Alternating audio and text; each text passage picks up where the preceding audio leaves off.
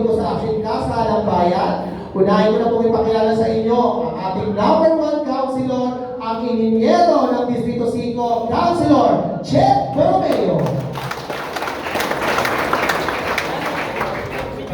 Magandang umaga po sa inyo lahat. Anin na ko sa mga mukha nyo, lahat po kayo ay masaya ngayong araw na ito. Tandaan niyo po itong araw na ito, Pebrero 28, 2026. Huwag niyo po kalimutan. Kasi, tumisan, ito po ay sanhin ng pagkatambuhan at hindi naalala na mag-asawa ang kanilang anniversary. Ito pong araw na ito ay maraming ito araw ng pagpapasalamat. Unang-una, magpasalamat po tayo sa Panginoong Diyos. Pangalawa, pinapasalamat po natin ang Rotary Club of Ermita sa pamumuno po ni President Jerry. At siyempre, ang initiative ng dalawang nating konsehal, Konsehal Mon at Team Yumango. Kasama po lahat, aaming na kasama ang konsehal. Itong araw na ito, talaga bang sigurado na kayo? Nakalak na yung pinto, baka pwede natin minsan kung sakasakali. Alam po, iba dito nagsama na, no? Nagsama na ng medyo mahabang panahon. May tanong lang ako, sa pagkasama ba, marami ba nagiging problema? Marami, no? Totoo lang, ang pag-iisang titid, puno po ng problema yan, mga ibat mo yan. Lalo-lalo na, nagsisimula pa lang kayo, isang linggo pa lang, isang buwan, taon, meron po dyan tinatawag na period of adjustment. Kailangan po mag-adjust sa isa-isa. Dahil dati, binatang talaga kayo, iba yung dating ginagawin yung gawa. Ang akin lang, ang pag-aasawa sa simula ay napakahirap. Diba? Yung mga susunod dyan, pahirap ng pahirap na. Kaya dapat maging magtiisin tayo. Ano ba ang problema? Palagi po natin ilalagay sa ating gitna ang Panginoon. Palagi po tayo magdasal. Kung ano bang suliranin ang problema para po magdasal. Huwag kayo hindi kabungusap ng isang araw para matapos ang problema. Kasi baka lalo tumala. Sana ang aming panalangin, sana kayo po ay maging maligaya at ang bahay nyo, kusilid nyo, ay puno po ng pagmamahal. Palagi ko pong sinasabi yan, dahil po walang imposible kung tayo po lahat, kayo po lahat, ay palagi po mag-uusap. Huwag na huwag po kayong hindi lang titibuhan. Mahirap talaga yan. Pag hindi kayo nakatibuhan, baka lalong lumala ang problema. Kami po lahat, kami, pwede nyo kami lapitan ng mga inuman ninyong para po kami makatulong o maging magandang ekspresyon para makapagpagpag kami mag-usap sa inyo. Muli po, maraming salamat po sa araw nito, sa pag-isang video. Ako po ulit, si Konsehal Chet Borromeo. Maraming salamat. Maraming pong salamat, Councilor Chet Borromeo, ating ninong. At ngayon po, ang inyong ikalawang ninong, ang abogado po ng ating distrito. Pag may mga problema po kayo sa legal, huwag naman sa pag-iwalay. Ang ating po maasahan, siyempre po palapakan po natin, Attorney Councilor, Attorney J.D. Hizon. Maraming salamat po. Bago po ang lahat, nais ko po muna pasalamatan yung Rotary Club of Ermita Malate. Tsaka kay Konsehal Borromeo po, kaya maraming salamat dahil nakakatuwa po sa pagsaksyon ng itong programa ng service natin. Palapakan po natin ulit sila. Pawa na ulit tayo. At sa inyo po lahat, natutuwa po ko na ang dami mong tumagilid dito sa ating mass service. Kasi pag-iwanan naman natin sa panahon ngayon, maraming hindi ko nagpapakasal. Di ba nagkasama-sabay? Di ba? Maraming sa inyo hindi nagpakasal doon, pero nagsama na kayo bilang mag-asawa. Alam ko po maraming rason ko bakit po hindi ka gusto magsama bilang mag-asawa. Hindi ka nagpapakasal. Minsan kayo na siya. Minsan ayaw magpumay. Kaya nakakakuha ko na lahat ko na hindi kayo. Sa mga lahat ko na narinig ko kayo, talaga po yung mga matatagal na nagsama. Tignan niyo po kayo yung kasama niyo. Imagine niyo, ilang beses na kayo nag-away pero gusto pa rin nila kayong pakasalan. Di ba? Hindi, ibig sabihin lang yan, mahal na mahal po kayo ng mga kasama niyo ngayon. At sa sobrang pagmamahal nila sa inyo, gusto nila ipagmayabang sa mga mundo. Bigat na asawa ko to, pareho ang pinili namin, iisa na lang yung puso namin. Kaya po maraming salamat po. Kaya mahalaga rin po para sa gobyerno na magsama po kami bilang mag-asawa. Dahil po sa gobyerno, naniniwala po kami. Ang maayos na pamilya, yan po yung pundasyon ng maayos na samahan po dito po sa ating komunidad. Kaya congratulations po sa inyo. Kami po lahat, bilang magiging dito, pagpulo kami. Kaya kailangan po kayo. Nandito na kami, basta po, isa lang po kami yun. Kaya lang pong problema nyo, basta huwag kayo maghiwalay kung lang po kayo sa amin. Pwede po ba? Ayan po. Dito na ito po pagkakaman, may kita ko naman naman yung tao sa likod ko kami mapaakyat na. Kaya muli ako po sa inyo sa naman ni Jim Wilson. Congratulations po sa sa inyo. At isang polo po, lumatawag po dito. Salamat po sa inyo lahat. Maraming pong salamat, Councilor Attorney J.B. Wilson. At ngayon po, ang inyong susunod na ninong kabati po sa inyo, ang ating kabati, ang anak ng mamuting espiritu, Councilor Bobby Espiritu. Maraming salamat po. Magandang umaga. Good morning mga kabati! Una-una, congratulations and best wishes sa inyo. Masaya ako ngayong araw na to. Kitang-kita, ngayong araw na to, punong-puno ng pagmamahalan at pag-ibig. Araw ng inyong kasal. Konting advice lang to sa ating mga inaanak. Hanggang maaari, bago kayo matulog, kung ano man yung tampuhan o hindi pagkakaintindihan, pag-usapan niyo. Bago kayo matulog, dapat nag-uusap. At syempre, isentro po natin ang ating pagsasama sa ating Panginoon. Sa ating mga inaanak, sa ating mga lalaki, sa ating mga mister, lagi niyo pong tatandaan, pagkatapos ng kasal na to, kahit anong mangyari, si Mrs. ang lagi awat. Pagkahanapaan ko na yung inom nyo eh. Takot kay Mrs. eh. Anyway, congratulations, best wishes, at huwag niyo kalilimutan sa aking mga inaanak, ang inyong ninong, ang inyong kabali, laging naririto para sa inyo. Muli, congratulations, best wishes, magandang umaga po sa inyo lahat. Maraming salamat.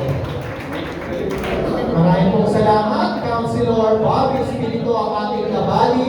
At ngayon po, ang susunod po kabali po sa atin, na isa rin po yung magiging ninong, ang tol ng Distrito 5, Councilor Tolbang Ignacio.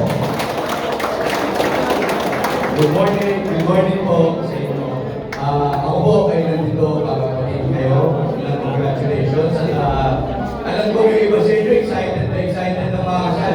Sino dito yung mga matagal na nagsasama? Ilang taon na po? 10? Mas matagal ba? 19? May 20? Wala. 20? O, ito ha. Ito talaga sinuri at pinagkagalan ko sa aking mga kaibigan. Malapit na kayo ba? Silver anniversary. Tama ba? O, payo ko sa inyo, pag silver anniversary nyo na, dahil nyo sa Europe yung inyong mga asawa. Bumili kayo yung ticket, isa lang. Papunta lang. Pagdating ng golden anniversary nyo, kain na sa Europe. Yan ang pinakamagandang advice na mabibigay ko sa inyo. Kasi sigurado, magsasama kayo ng matagal at hindi kayo mag-iwalay. Pero seriously speaking, ang importante po sa mag-aasawa, yung pagkakaintindihan na kahit anong mangyari, hindi kayo maghihiwalay. So kahit anong problema pa ang inyong tahakin at labanan, eh siguraduhin nyo sa isa't isa na kahit anong mangyari, hindi tayo maghihiwalay. Okay ba yun? Okay yun. Ito po, ang inyong tinong map. Bagamat yung iba sa inyo, mas bata ako, paalala nyo lang sa akin. Dito po kayo. Doon po ako kinasal. Sigurado, mga tatanda ko kayo. Sa dami naman ninyo, hindi naman ako mag-google pa rin. Nasasabihin ko lahat kayo, matatanda ko. Pero, paalala nyo kung saan lugar at kung anong petsa tayo nakita-kita, masisiguro ko sa inyo, alam ko, inaanan ko kayo. Maraming salamat po at congratulations. Kung palunod ko ang mahalan na araw-araw. Thank you po. Thank you very much po, Councilor Norma Ignacio. At ngayon po, muli tinatawagan po namin si Janica para hulugan po tayo muli ng isang awit. Ulit po natin ang masikap ng palakpakan ang ama ng Sursong ng Maynila, Mayor Francisco Iskondo ng Domocos, Vice Mayor Gio Atienza.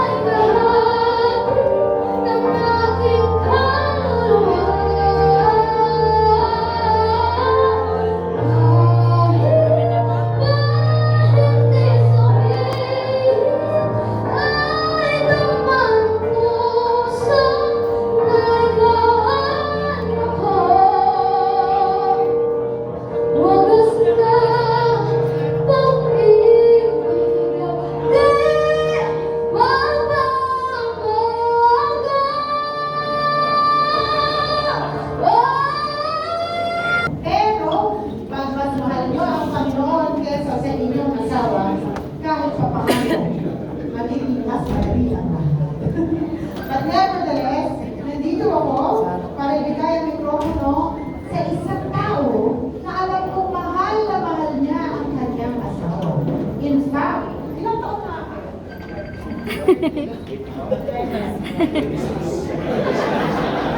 Asawa, ayan.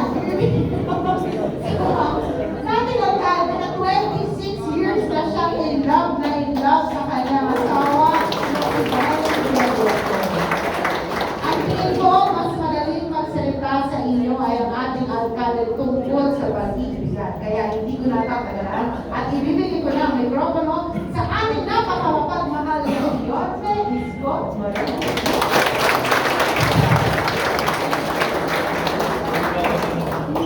Good morning. Sigurado na po kayo? Okay. Mukhang marami sa inyo dito, matagal na nagsama. But I'm happy and honored to solemnize this. Sino ang first time dito sa Federal Residence? Marami gano'n. Imagining mo, katulad nyo, asawa. Well, of course, iba sa inyo may anak na, yung iba naman sa inyo nagbabalak pa, yung iba naman atrasado na. Delayed eh. But, di ba isa sa unang pangarap ng mag-asawa ang magkaroon ng sariling masisilungan. Tama ba? Pero imagine mo na isang araw, habang buhay ka ng mumupahan, isang araw, habang buhay ka nakikipisa o nakikitusok ng lupa ng may lupa, tapos ito sila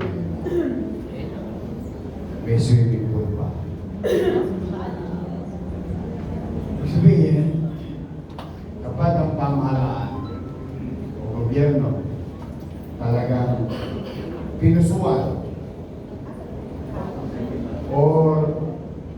focus at ipinagmalasakit ang kanyang mamamayan, kapag tulustusin niya na ang pananalapi ng bayan, ay nasa maayos na paraan, may mapupuntahan panghabang buhay na kapakinabangan sa kanyang nasasakupan.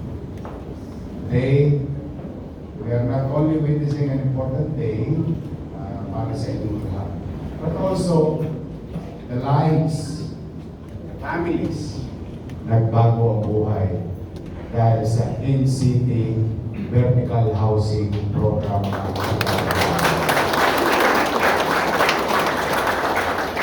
Noong isang araw, groundbreak na namin yung additional. Binondongin yung 2. Kasi nadali ko na yung binondongin yung 2. Ayun, literal yun, 100%. Yung nasa loob nun, mga nasa squatter doon sa San Nicolas. And hopefully, the next batch of squatters na katulad ko, sila naman din. Pero pumanatag kayo, habang tinatahak ng buhay pagkaasawa, hanggang nandito ko, hanggang kaya ko, hanggang may available resources, hindi ako titigil magpagawa ng tahanan o bahay. Wala ka lang kung pareho natin naabutin lahat yun. But one thing is for sure, hindi siya hihinto hanggat nandito ko na pinagkakatiwalaan sa mama. Of course, may bahay na. Hindi ko naman alam kung paano kayo papaiwan mo kung mga sobra-sobra na edad nyo sa pagpapakasal. Sabihin, naglalagay halos sa sama. But you know, it's a very important milestone sa pagsasama ng dalawa. Tayo'y magpapasaloob sa mga alituntunin ng pamahalaan bilang mag-asawa. And I'm very happy that an organization like Lord Rotary, napakarating na Rotary, at yung ating mga musihal, tosgas pa kayo. Andiyan ang ating musihal, Storma, Babu Spirito, David Dixon. Ito, pinata pa. Noong 1950s. Che Borneo, Monya Paco, ating Vice Mayor na I'm honored today sa malaking kalamatan. Pero bago ko ituloy, ganito, pag sinimulan ko to, wala pa ito 5 minuto. Sakal na kayo, ay kasal na kayo.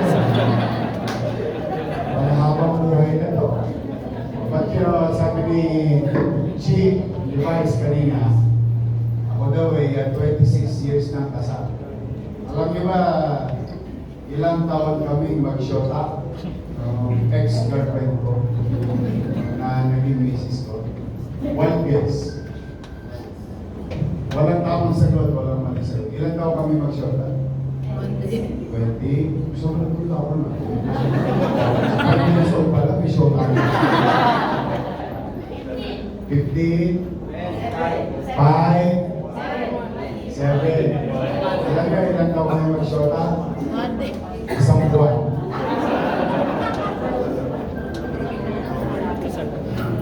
After 1 month, nung sinagot na ako, at saka siya ang pinakamahaba akong niligawan. 30 days yung niligawan eh.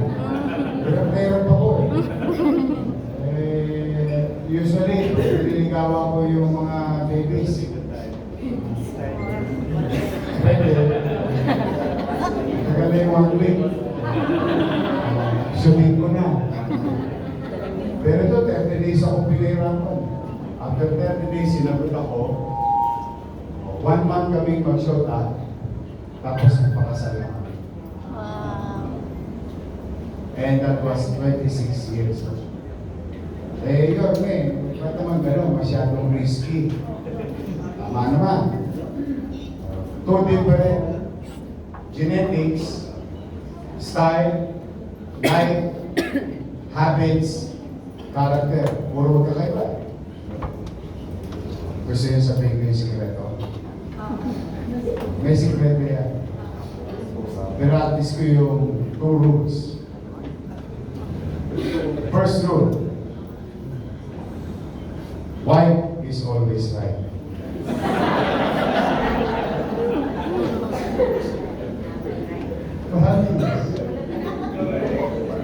Halimbawa naman, siyempre yung babae, hindi naman laging tama. Tama naman, di ba? So, wife is always right. What is the second rule? The second rule is, if you think your wife is wrong, refer to rule number 1. Happy wife. Namin nyo. Walang away, hindi mahihiwalay ang bicolor sa puti. Merong nasa loob ng kulambo, may outside ng kulambo. Merong nasa papag, merong nasa habag. Kaya ano wala kang pulsuin. But marriage is not that. There is no playbook. Walang naitala sa mga nasusulat kung paano maging perfect ang isang pagsasama. Wala talaga. At the end of the day, boils down to order. Kayo lang. Hindi yung biyanan nyo. Hindi yung mga kamag-anak ng asawa nyo. Hindi mga kapatid nyo. Kayo lang ang mag-ayos. At saka huwag kayo maglalaba sa labas ng bahay nyo. Kasi makikita nila lahat. Pagdating ng araw, napapakialaman pa kasama. Kaya kung gusto nyo maglaban ng damit, sa loob lang ng bahay ninyo. Huwag nyo mahayaan na mangimasok ng ibang tao. Because at the end of the day, pag tiklop ng araw, sino nasa tabi mo?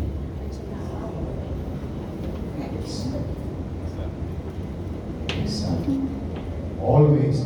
Whether you're a man or a woman, at the end of the day, ang katabi mo, asawa mo.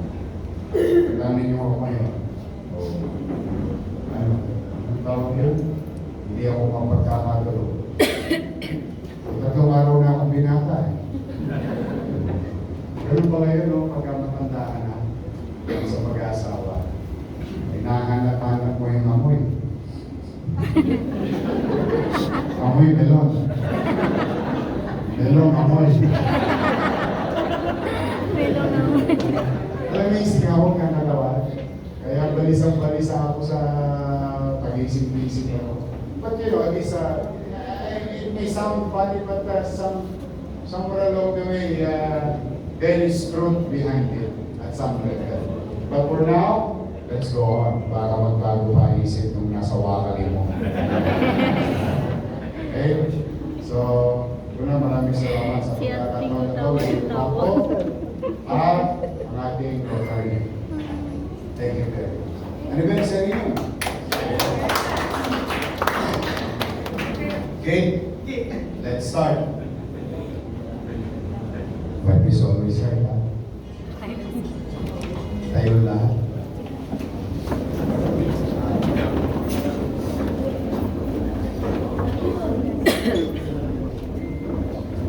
Ngayong araw na ito ay sasaksihan natin ang pag-iisang dibdib ng mga nagmamahalang nasa ating harapan. At ipanalangin natin na habang tinatahak nila ang buhay mag-asawa, ang pagsasama nila ay lalong magiging matatag at makapuluhan. Nais kong ipaunawa sa lahat ng naparito na ang kasal sa punong lusod ay legal at mabisa. Hindi maaaring paghiwalayin ng sinuman. Mga lalaki, Bukal ba sa inyong kalooban ng inyong pagparito upang makaisang dibdib ang inyong minamahal na paglilingkuran habang buhay?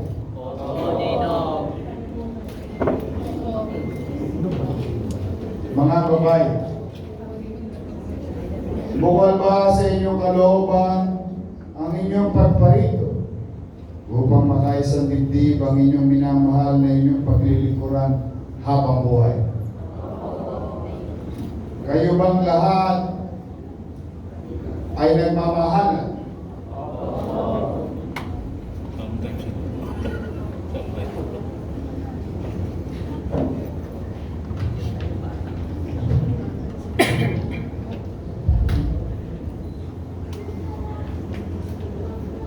Mga lalaki, tinatanggap niyo bang maging kabiyak ng puso ang inyong nasa tabi? Na inyong mamahalin na lisunod sa ating batas sa kalituntunin ng ating pamahalaan? Nakahanda ba kayong paglilingkuran ang inyong kabiyak habang buhay bilang asawa niyo? Kayo naman mga babae, tinatanggap niyo ba na maging kabiyak ng puso ang nasa inyong tabi? Na inyong mamahalin na lisunod sa batas sa kalituntunin ng ating pamahalaan? Handa ba kayong ibigay ang inyong sarili sa Kanya bilang asawa niyo? Paglilingkuran niyo ba siya at mamahalin at ang inyong magiging mga anak? Ngayon, ang gagawin natin ay ang pagsusuot ng singsing. Uunahin natin na magsusuot ng singsing ang lalaki sa babae. At makinig sa akin. Uligay sa babae. Okay? Magharap sa isa't isa at mga lalaki sumunod sa akin. Sambitin ang pangalan ng babae. Para kayo magiging pangalan sa kaya kalaban yung pangalan. Kaya pagkakaabutin nyo yan. Ulitin ko. Sambitin ang pangalan ng babae. Kailanman ay hindi kita pagtataksikan. Suot mo ang singsing na ito. Tanda ng aking pag-ibig. Mula sa araw na ito. Hanggang magpakailanman. Sorry na. Parang ayaw niyo yung sumpahan. Okay? Ang susunod naman na magsusunod ng singsing ay mga babae. At sumunod sa akin. Titingnan natin kung mas excited ang babae.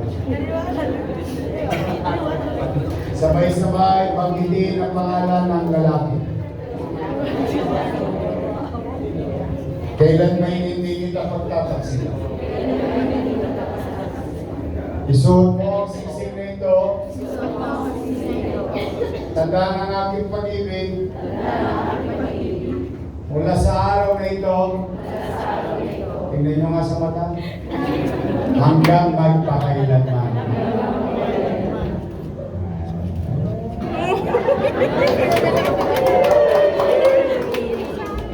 Ay. At tumaran sa akin.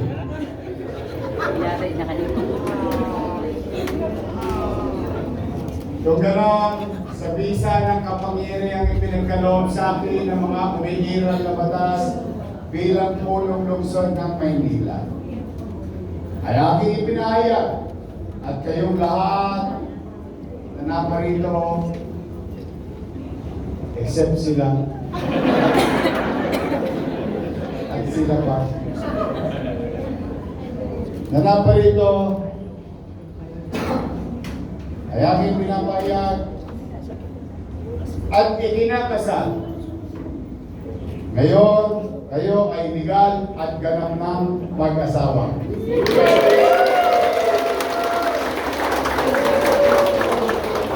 Magharap na sa mga kapot.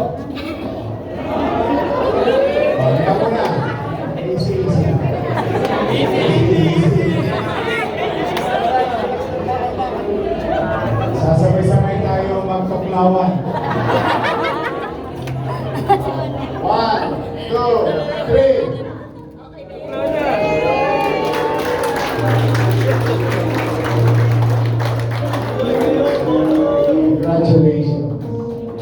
Palapakan natin si